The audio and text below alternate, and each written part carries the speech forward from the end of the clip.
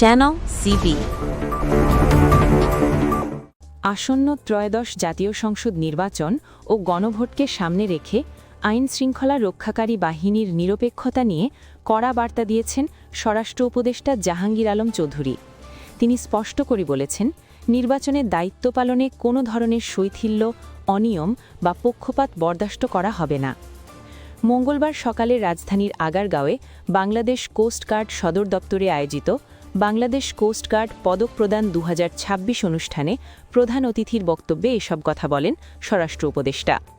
স্বরাষ্ট্র উপদেষ্টা বলেন, উপকূলীয় এলাকা ও অভ্যন্তরীণ নৌপথে নিরাপত্তা, অবৈধ মৎস্য আহরণ, মাদক ও অস্ত্র চোরাচালান, মানব পাচার, ডাকাতি ও জলদস্যুতা দমনে বাংলাদেশ কোস্ট গার্ড গুরুত্বপূর্ণ ভূমিকা রেখে চলেছে। প্রাকৃতিক দুর্যোগে উদ্ধার, ত্রাণ বিতরণ এবং রোহিঙ্গা সংকট মোকাবিলায়ও বাহিনীটির অবদান প্রশংসনীয় বলে মন্তব্য করেন তিনি। 12 ফেব্রুয়ারি অনুষ্ঠিতব্য ত্রয়োদশ জাতীয় সংসদ নির্বাচন ও গণভোট উপলক্ষে সারা দেশে প্রায় 9 লাখ আইন শৃঙ্খলা বাহিনীর সদস্য মোতায়েন করা হচ্ছে।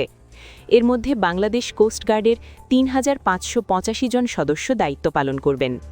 ইতোমধ্যে বরিশাল, চট্টগ্রাম ও খুলনা বিভাগে 100 প্লাটুন মোতায়েন করা হয়েছে। দুর্নীতিকে রাষ্ট্রের সবচেয়ে বড় শত্রু আখ্যা দিয়ে স্বরাষ্ট্র উপদেষ্টা বলেন, দুর্নীতি রাষ্ট্রীয় প্রতিষ্ঠানকে ভেতর থেকে দুর্বল করে।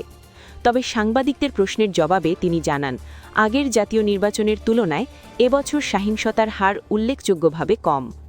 নির্বাচন ঘিরে নিরাপত্তা ও নিরপেক্ষতা নিশ্চিত করতে সরকার যে কঠোর অবস্থানে, সেই বার্তাই আজ আবারও স্পষ্ট করলেন স্বরাষ্ট্র উপদেষ্টা।